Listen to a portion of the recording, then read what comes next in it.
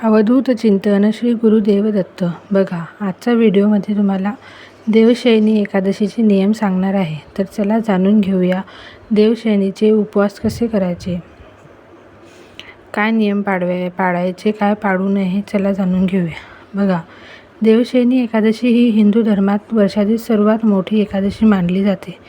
बघा, असं मानण्यात येते की देवशयनी एकादशीचे उपवास करणाऱ्यांना चतुर्मासात जसे आपण भगवान विष्णूची पूजा करतो तेवढेच फळ देवशयनी एकादशीचा उपवास करून मिळतो. म्हणूनच लोक देवशयनी एकादशीचा उपवास ठेवतात. देवशयनी आषाढ शुक्ल एकादशी तिथीला साजरी केली जाते. या तिथीपासून भगवान विष्णू विश्रांती घेतात आणि भगवान शिव विश्वाचे व्यवस्थापन करतात. म्हणून म्हणतात, एकादशीनंतर कोणतेही शुभ कार्य करत नाही.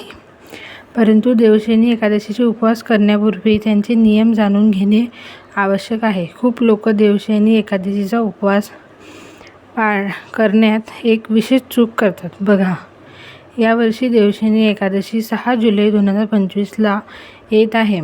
या दिवसापासून चातुर्मास सुरू होईल आणि सर्व शुभ कामं 4 महिने थांबतील. बघा, देवशयनी एकादशीचा उपवास ठेवण्यासाठी दशमी तिथीच्या रात्रीपासूनच अन्न खाऊ नये व घरी भातसुद्धा शिजवू नये.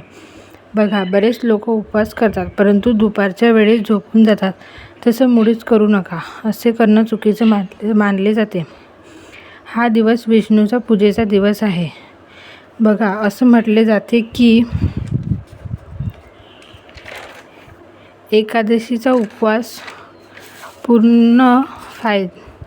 उपवासाचे पूर्ण फायदे तेव्हाच मिळतात जेव्हा आपण या तिथीला रात्री जागरण केले जाते. भजन गायन, श्रीहरीची पूजा केली जाते असे मानले जाते. बघा, बरेच लोक एकादशीच्या रात्री झोपतात, जे की चुकीचं आहे. तसं न करता आपण वेळ पूजेत घालवावा. बघा, जर काही कारणासह आपला उपवास तुटेल किंवा आपल्या खाण्यात काही आलं तर विष्णूची पूजा करावी आणि क्षमा मागावी.